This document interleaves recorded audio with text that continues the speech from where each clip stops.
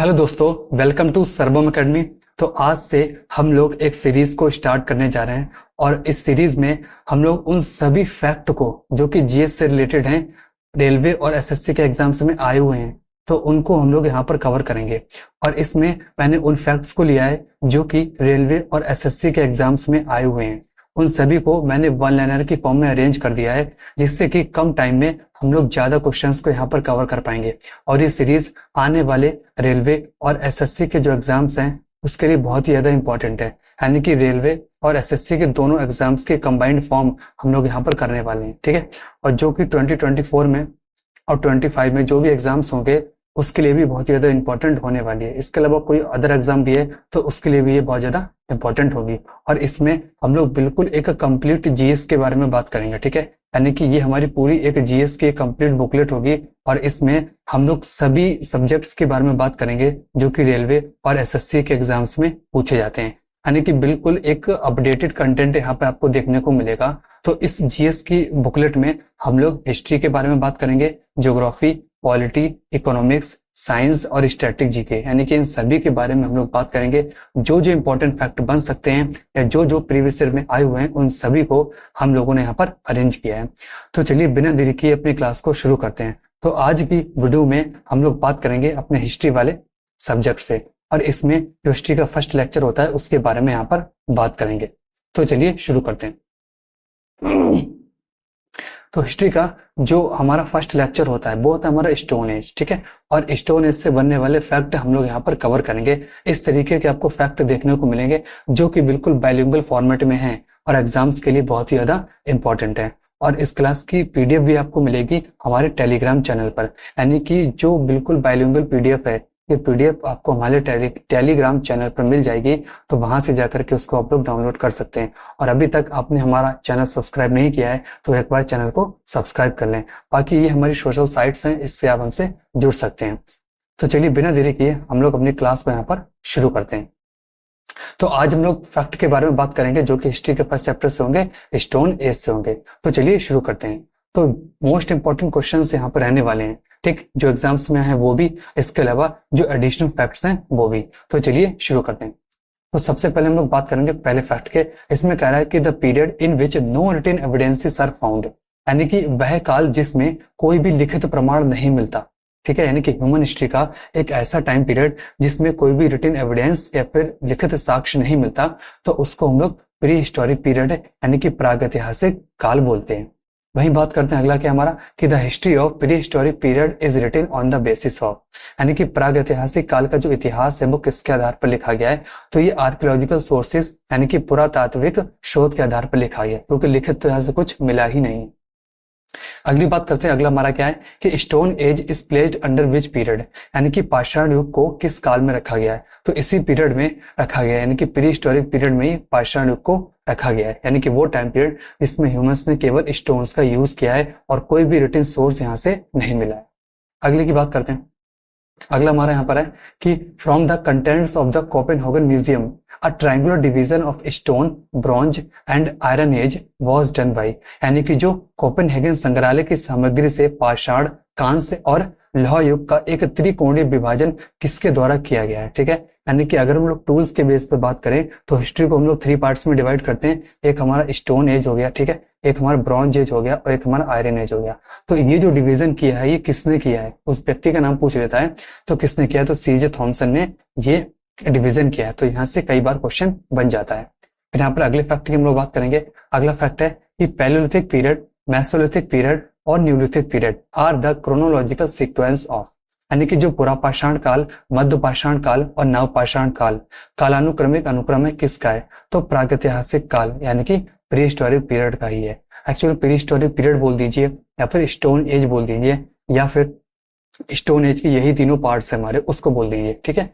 तो इन तीनों पार्ट्स हैं, यानी कि स्टोन एज को 3 पार्ट्स में डिवाइड किया है। सबसे पहला ये, दूसरा ये और तीसरा हमारा ये, ठीक है। अगली बात करते हैं, अगला क्या हमारा कि the first and the longest part of stone age, यानी कि पाषाण युग का पहला और सबसे लंबा भाग कौन सा है, तो ऊपर जो 3 पार्ट्स पड़े हैं ना, इन 3 पार्ट्स में जो सबसे पहला पार्ट है वही है, यानी कि पैलियोलिथिक पीरियड जो है वही सबसे पहला है, सबसे लंबा है और सबसे पहला है। अगली बात करते हैं कि in which period was fire discovered, यानी कि अग्नि की खोज किस काल में हुई है। तो पूरा पाषाण काल यानी कि पैलियोलिथिक एज में इसकी डिस्कवरी हुई है। अगली बात करते हैं हम लोग क्या है कि hand axes, choppers and cleavers were the tools of, यानी कि हैंड एक्स, चॉपर और क्लीवर किसके उपकरण है। तो ये हमें पैलियोलिथिक पीरियड यानी कि पूरा पाषाण काल के ही उपकरण देखने को मिलते हैं, जो कि अलग अलग टाइप के स्टोन से बने होते थे। अगली बात करते हैं, अगला हमारा क्या है कि Robert Bruce foot found the first pre stone age tool in India, यानी कि रॉबर्ट ब्रूस फुट ने भारत में किस वर्ष पहले पाषाण युग के उपकरण की खोज की थी। ठीक है, तो कब की थी, ये की थी हमारी 1863 में। और क्या निकाला था, यहाँ से एक हैंडेक्स निकाला था, यानी कि एक हस्त कुठार निकाला था। और किस साइड से निकाला था, ये हमारी पल्लवरम एक साइड पड़ती है कहाँ, तमिलनाडु में, तो वहां से निकाला था। एक्चुअल में ये प्री स्टोन एज टूल सबसे पहला है, और पैलियोलिथिक एज का जो टूल है वो भी सबसे पहला है। यानी कि अगर सबसे पहले बात किया जाए फर्स्ट पैलियोलिथिक टूल कौन सा डिस्कवर हुआ था, ये first pre stone age tool कौन सा हुआ था, इन दोनों के सेम आंसर है। कौन सा है, वो हमारा हैंडेक्स। किसने निकाला है, रॉबर्ट ब्रूस फुट ने निकाला है 1863 में। ठीक है, अगली बात करते हैं। अगला हमारा क्या है कि फादर ऑफ इंडियन प्रीहिस्ट्री, यानी कि इंडियन प्रीहिस्ट्री के फादर कौन है, यानी कि भारतीय प्रागैतिहासिक काल के पिता, ये प्रागैतिहास के पिता कौन है, तो यही है कौन, रॉबर्ट ब्रूस फुट हैं। तो इन्होंने जो जब सबसे पहला टूल निकाला था, तो इसीलिए इनको एक संज्ञा दे दी गई, एक नाम दे दिया गया, एक उपाधि दे दी गई, फादर ऑफ इंडियन प्रीहिस्ट्री। अगली बात करते हैं, अगला क्या है कि river valley from where first human fossil were found, यानी कि नदी घाटी जहां से पहला मानव जीवाश्म पाया गया था, तो कहां से मिला था, ये नर्मदा वैली से मिला था। ठीक है, नर्मदा घाटी से मिला था। और ये कहाँ पड़ती है, ये हमारी एमपी वाले रीजन में पड़ती है, मध्य प्रदेश वाले रीजन में मिला था ये। अगले फैक्ट की बात करते हैं। अगला फैक्ट है हमारा कि the skull of homo erectus was found in pre historic Indian site, यानी कि प्रागैतिहासिक भारतीय स्थल में एक होमो इरेक्टस की खोपड़ी मिली है। कहाँ से मिली है, तो ये हथनौरा से मिली है, जो कि मध्य प्रदेश में एक साइड पड़ती है, एक गांव पड़ता है। ठीक है, एक्चुअल में ये जो पहला वाला क्वेश्चन था, ये वाला, और इसके नीचे वाला क्वेश्चन, दोनों ही सेम क्वेश्चन है। जो सबसे पहला यानी कि जो फर्स्ट ह्यूमन फॉसल जो मिला है ना, वो यही है। क्या मिला थी, एक स्कल मिली थी, किसकी, फीमेल की, जो कि होमो इरेक्टस की कैटेगरी की थी, और ये हथनौरा से मिली थी हमको मध्य प्रदेश में। फिर बात करते हैं, अगला क्या है कि the first human skull was discovered from Hathnora in 1982। अब इसका अगला क्वेश्चन ये बन जाएगा कि हथनौरा से तो मिली थी, तो इसकी डिस्कवरी किसने की थी, तो इसकी डिस्कवरी 1982 में अरुण सोनाकिया ने की थी। ये क्वेश्चन बन जाएगा। अगली बात करते हैं कि Bhimbetka a palaeolithic site is located in, Bhimbetka जो कि एक पुरापाषाण स्थल है, ये कहाँ से मिला है, मतलब कहाँ पड़ती है साइट है, तो ये हमारी मध्य प्रदेश में पड़ती है साइट। अगली बात करते हैं कि the rock cave in India where most paintings are found is, यानी कि भारत में जिस चट्टान की गुफा में सर्वाधिक चित्र पाए जाते हैं वो कहाँ पड़ती है, यानी कि कहाँ मिले हैं, तो वो भीमबेटका से मिले, जो कि मध्य प्रदेश में पड़ती है। दोनों क्वेश्चंस लगभग भीमबेटका से ही है। इसका अगले वाला भी शायद भीमबेटका से ही है, हाँ। ठीक है, इसमें कह रहा है कि the caves of Bhimbetka were discovered in 1957 by, यानी कि भीमबेटका की गुफाओं की खोज 1957 में किसने की थी, यानी कि भीमबेटका की जो डिस्कवरी है वो किसने की थी, ये क्वेश्चन कई बार पूछ लेता है। तो डॉक्टर विष्णुधर वाकंकर ने इसकी यहाँ पर डिस्कवरी की थी। तो एक्चुअल में ये जो तीनों क्वेश्चन है आपको एक ही मिलेंगे। कौन कौन से, एक ये वाला क्वेश्चन, एक ये वाला, एक ये वाला, तीनों क्वेश्चन जो है वो भीमबेटका से ही है। अगले फैक्ट की बात करते हैं हम लोग यहाँ पर। अगला फैक्ट है हमारा यहाँ पर कि large quantities of ostrich egg shells were found during the palaeolithic period in India at, यानी कि भारत में पुरापाषाण काल के शुतुरमुर्ग के अंडे के छिलकों की बड़ी मात्रा पाई गई है। ठीक है, कहाँ पाई गई, ये पाटन एक साइट पड़ती है महाराष्ट्र में, वहां से मिली है। ये क्वेश्चन हमारा जो है वो एसएससी में आया हुआ है। ठीक है, तो ये बात आपको याद रखनी है। वही बात करते हैं, अगला क्या है कि the idol of Matri Devi made from bone in the palaeolithic period found in, यानी कि पुरापाषाण युग में हड्डी से बनी मातृ देवी की मूर्ति मिली है। ठीक है, कहाँ से मिली है, तो ये हमारी लोहद नाला से मिली है, जो कि बेलन वैली उत्तर प्रदेश में साइट हमारी पड़ती है। वही अगली बात करते हैं कि पैलियोलिथिक साइट्स दो हमारी कौन सी, एक हमारी हेल्लूर है और एक हमारी हुंसी है। ये दोनों ही साइट बहुत इंपॉर्टेंट है। कहाँ पड़ती है इंडियन स्टेट में, तो ये हमारी कर्नाटक वाले रीजन में पड़ती है। अगले की बात करते हैं। अगला हमारा क्या है कि the period between the Palaeolithic and Neolithic period of the stone age was, यानी कि जो अभी हमने स्टोन एज को 3 पार्ट्स में डिवाइड किया था, कौन कौन सा, एक था हमारा पैलियोलिथिक, एक था मेसोलिथिक और एक था न्यूलिथिक। तो इसमें पैलियोलिथिक और न्यूलिथिक के बीच में कौन सा पीरियड पड़ता है? तो ये हमारा मेसोलिथिक पीरियड है, ठीक है। तो इसका आंसर क्या हो जाएगा? Mesolithic period. सॉरी, अगली बात करते हैं। अगला हमारा क्या है? The duration of Mesolithic period is from. अब इसी पीरियड के हमसे टाइम पीरियड पूछ लेता है। तो इसी मेसोलिथिक पीरियड का जो टाइम पीरियड है वो 12,000 से लेकर के 10,000 ईयर्स एगो तक का है, यानी कि पिछले, यानी कि बीसी का है, बिफोर क्राइस्ट, ईसा पूर्व। अगली बात करते हैं। अगला हमारा क्या है कि small stone tools used by early humans, यानी कि जो स्टार्टिंग के जो टूल्स थे जो मनुष्य ने इस्तेमाल किए थे, बहुत ही छोटे साइज वाले, बहुत ही छोटे जो टूल्स थे, उसको क्या बोलते हैं? तो उसको हम लोग माइक्रोलिथ बोलते हैं, ठीक है। एक्चुअल में ये टूल्स किस पीरियड के हैं? ये इसी मेसोलिथिक पीरियड के टूल्स हैं। अगली बात करते हैं। अगला क्या है कि Carlyle discovered the microliths from Vindhya rock shelter in, यानी कि कार्लाइल ने विंदर नॉक शेल्टर से माइक्रोलिथ की खोज की है। कब की थी? ये 1867 में की थी।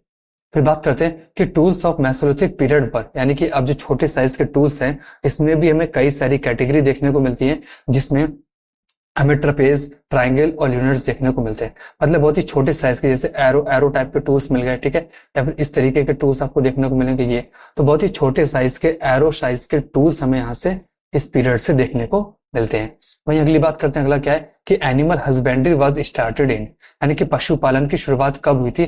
तो इसी पीरियड में हुई है, मेसोलिथिक पीरियड में, यानी कि मध्यपाषाण काल में हुई है।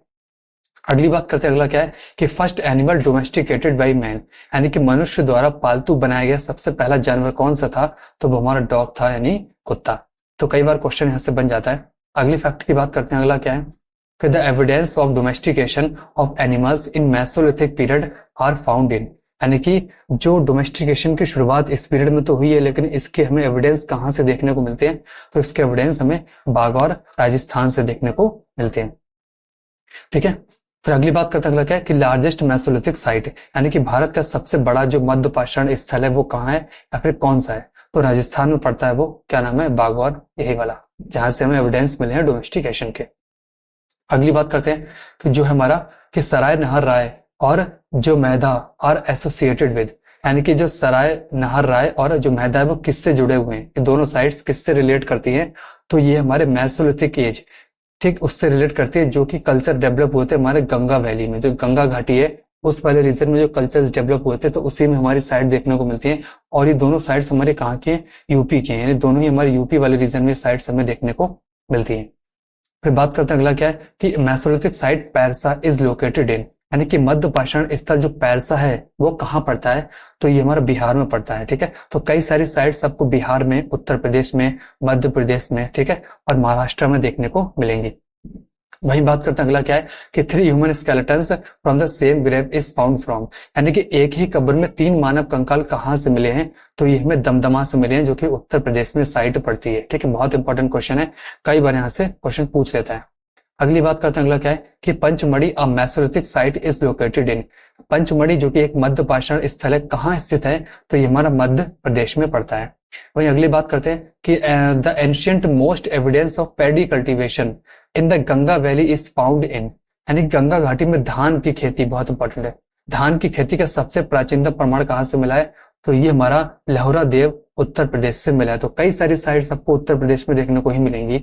फिर बात करते हैं। अगला क्या है कि pottery was first traceable to, यानी कि मिट्टी के बर्तनों का पहली बार पता लगाया गया था, यानी कि इनडायरेक्टली ये पूछ रहा है कि जो मिट्टी से जो बर्तन बनाने का जो कला है वो कब से इसकी शुरुआत हुई है? तो उसकी शुरुआत हमें नवपाषाण काल से देखने को मिलती है, यानी कि न्यूलिथिक पीरियड से देखने को मिलती है, ठीक है। फिर अगले फैक्ट की बात करते हैं।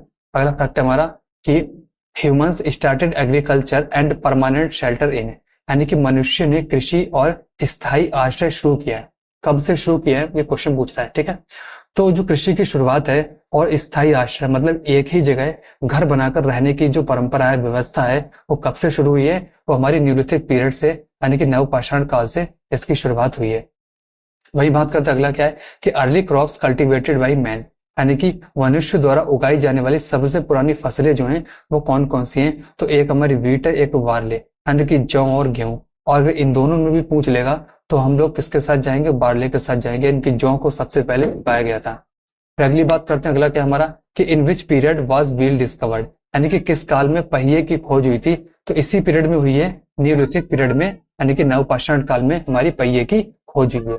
फिर अगली बात करते हैं, अगला हमारा क्या है, अगला हमारा है कि the most ancient evidence of systematic farming in India is found at, यानी कि भारत में व्यवस्थित खेती का सबसे प्राचीन प्रमाण कहाँ से मिलता है। तो ये मेहरगढ़ से मिलता है, ठीक है। और मेहरगढ़ कहाँ पड़ता है, ये हमारा बलूचिस्तान पाकिस्तान में साइड पड़ती है, ठीक है। अगली बात करते हैं, अगला क्या है कि cotton was probably grown at Mehrgarh from, यानी कि कपास संभवतः मेहरगढ़ में लगभग कब से उगाई जाती थी। तो ये लगभग 7000 साल पहले से ही कॉटन जो उगाई जाती थी मेहरगढ़ वाले रीजन से, जो कि बलूचिस्तान पाकिस्तान में साइड पड़ती है। अगला क्या है, इन 1974 मेहरगढ़ व डिस्कवर्ड बाई, ठीक है, यानी कि 1974 में मेहरगढ़ की खोज किसके द्वारा की गई थी। तो एक व्यक्ति का नाम आता है, ये कई बार क्वेश्चन यहाँ से पूछ लेता है कि जीन फ्रांकोइस ओए जारिगे, ठीक है। तो इन्होंने क्या किया, डिस्कवरी की है इस साइट की, मेहरगढ़, जो कि पाकिस्तान में पड़ती है। अगली बात करते हैं, अगला क्या है कि स्क्वायर और rectangular house remains were found in, यानी कि वर्गाकार और आयताकार घर के अवशेष कहाँ से मिले हैं, ये हमें मेहरगढ़ साइट से मिले हैं, ठीक है। तो मेहरगढ़ कितना इंपॉर्टेंट है, कई सारे क्वेश्चन मेहरगढ़ से हमें देखने को मिलते हैं। अगला बात करते हैं, अगला हमारा है कि Burzahom and Gufkral are the neolithic sites located in, यानी कि जो बुर्ज होम और गुफकराल है ये नवपाषाण काल के स्थल हैं, ये कहाँ पड़ते हैं, तो ये हमारे कश्मीर में पड़ते हैं, ठीक है। वहीं बात करते हैं, अगला अगला हमारा क्या है कि evidence of domestication of dogs in ancient India was found at, यानी कि प्राचीन भारत में कुत्तों को पालतू बनाने के साक्ष्य किस स्थान से मिले हैं, यहाँ पे किस होगा, ठीक है। तो किस स्थान से मिले हैं, ये हमें बुर्ज होम कश्मीर से मिले हैं, ठीक है। फिर अगली बात करते हैं, अगला हमारा क्या है, अगला हमारा है कि pit houses dug into the ground with steps leading into them were found at, यानी कि गड्ढे, जिसको कैसे डिफाइन करेंगे कि जमीन में खोदे गए घर जिसमें सीढ़ियां थी, कहाँ पाए गए, यानी कि जमीन में गड्ढा करके उसके अंदर घर बनाया जाता था और सीढ़ियां अंदर तक जाती थी, ठीक है। तो इस तरीके के जो एविडेंस हैं वो कहाँ से मिले हमको, ये हमें बुर्ज होम कश्मीर से मिले हैं। अगली बात करते हैं कि द आर्कियोलॉजिकल साइट जो चिरांद है, ठीक है, ये कहाँ पड़ती है हमारी, यानी कि बिहार में तो पड़ती है, लेकिन किस डिस्ट्रिक्ट में पड़ती है बिहार की, ये पूछा है क्वेश्चन। तो ये हमारे सारण डिस्ट्रिक्ट में पड़ती है, कौन सी, जो चिरांद हमारी साइट है। अगले की बात करते हैं, अगला हमारा क्या है कि weapons made of bones were found in, यानी कि हड्डियों से बने जो उपकरण है, ये हथियार है, ये कहाँ से हमें देखने को मिलते हैं, तो ये हमारे बुर्ज होम से देखने को मिलते हैं, बुर्ज होम और चिरांद से देखने को मिलता है। बुर्ज होम कहाँ पड़ता है, कश्मीर में, और चिरांद कहाँ पड़ता है, बिहार में, ठीक है। तो ये दो साइड सबको बहुत इंपॉर्टेंट है, याद रखनी है। अगला हमारा क्या है कि Mehrgarh the prehistoric site providing evidence of cattle rearing is located in, यानी कि जो मेहगरा पशुपालन का प्रमाण प्रदान करने वाला जो प्रागैतिहासिक स्थल है, ठीक है, कहाँ पड़ता है, ये उत्तर प्रदेश में पड़ता है। तो आपको देखने को मिलेगा सबसे ज्यादा साइट हमें उत्तर प्रदेश से देखने को मिलती है, अब तक हमें जो फैक्ट पढ़े हैं उससे, यानी कि उत्तर प्रदेश की सभी साइट हमारे लिए बहुत ही ज्यादा इंपॉर्टेंट है। वही बात करते हैं, अगला क्या है कि जो कोल्डी हवा is an archaeological site located in, यानी कि कोल्डी हवा जो आर्कियोलॉजिकल साइट है वो कहाँ से, मतलब कौन सी उसकी लोकेशन कहाँ पर है, तो ये उत्तर प्रदेश में हमारी साइट पड़ती है। तो ये भी क्वेश्चन उत्तर प्रदेश से आ गया, तो कितनी ज्यादा साइट्स हमें उत्तर प्रदेश से देखने को मिलती हैं। अगली बात करते हैं कि jadeite stone was found in the sites of, यानी कि जेडाइट एक तरीके का पत्थर था जिससे टूल्स बनते थे स्टोन एज में। तो ये हमें पत्थर कहाँ से देखने को मिलता है, ये हमें दाउजिली हार्डिंग, यानी कि असम में एक साइट पड़ती है, वहां से देखने को मिलता है। और न्यूलिथिक टूल हमें इसी पत्थर के देखने को मिलते हैं मोस्टली। अगली बात करते हैं, अगला क्या है कि जो Catal Huyuk was one of the most famous site of, यानी कि जो कैटल हुयुक सबसे प्रसिद्ध स्थल में से एक था। किस पीरियड का स्थल है ये पूछा है, तो हमारे नवपाषाण काल यानी कि न्यूलिथिक पीरियड का स्थल है। एक्चुअल में ये जो साइट है ये इंडिया में नहीं पड़ती है, ये इंडिया से बाहर पड़ती है। जो हमारा तुर्की वाला रीजन है उसमें हमें साइट देखने को मिलती है, और कई सारे एविडेंस हमें यहाँ पे हाउसेस यानी घर के एविडेंस देखने को मिलते हैं, मकान के या फिर जो रहने की जो साधन होते हैं उसके एविडेंस हमें यहाँ से देखने को मिलते हैं। अगली बात करते हैं क्या है, a celt is a tool from, यानी कि एक सेल्ट एक उपकरण है तो फिर किस पीरियड का है, ये हमारे न्यूलिथिक पीरियड यानी कि नवपाषाण काल का क्या है, एक उपकरण है।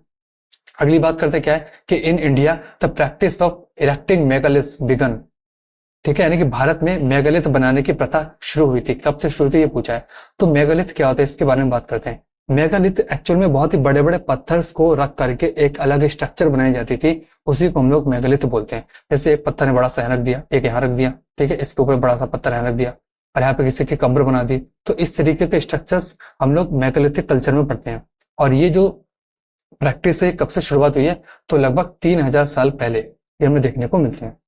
वही बात करते हैं, अगला क्या है, अगला हमारा क्या है कि नीलास्कल, ठीक है, हनम सागर, जूना पानी और हायर बेंकल, ये साइट्स कौन सी हैं, तो ये हमारी इसी की साइट्स हैं, किसकी, मेगालिथिक साइट्स हैं, ठीक है, मेसोलिथिक नहीं है, मेगालिथिक है। मेसोलिथिक साइट्स अलग थी, ये मेगालिथिक कल्चर है।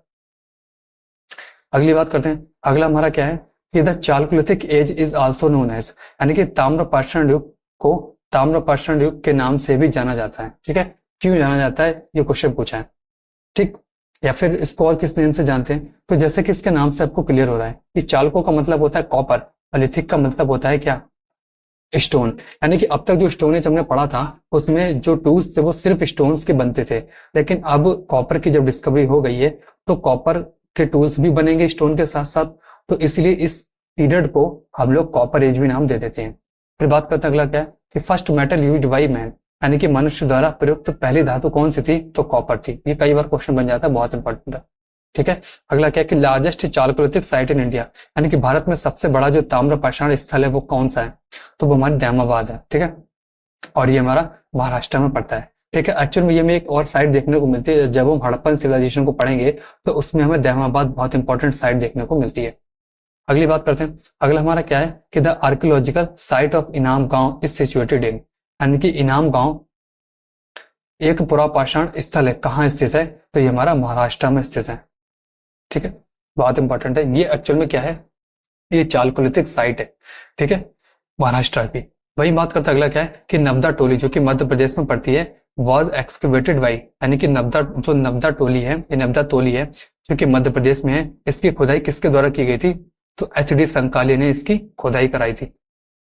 वही बात करते हैं, अगला क्या है कि लेबर लोइस जो टेक्निक है वो किसको रेफर करती है, मतलब किसको संदर्भ करती है, यानी किस लिए इसका यूज किया जाता था, तो इस टेक्निक का यूज करके जो प्री स्टोन एज के जो टूल्स थे, जो फ्लैग टूल्स थे, उसको बनाया जाता था। एक्चुअल में जो टूल्स थे वो एक पत्थर होता था, ठीक है, और उस पत्थर को साइड से क्या करते, उसको घिस करके या उसको शार्प कर करके एक बहुत ही ऐसा टूल बनाया जाता है जो कि जानवरों को मारने के काम आता था। तो ये वो टेक्निक है जिससे कि स्टोन एज में बहुत सारे टूल्स इसी टेक्निक से बनते थे, उनकी एजेस को शार्प करने के बाद। तो आज के लिए इतना ही, और आज हम लोगों ने यहाँ पर स्टोन एज से बनने वाले सभी फैक्टों को यहाँ पर कवर कर लिया। तो मोस्टली फैक्ट स्टोन एज से आपको इसी क्लास से देखने को मिलेंगे आने वाले एग्जाम्स में।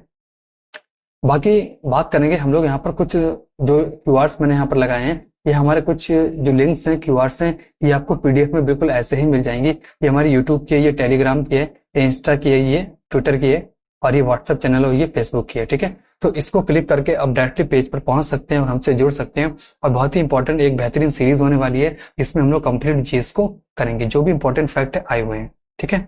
तो आज के लिए इतना ही, बाकी मिलते हैं इसके अगले पार्ट में। Thank you.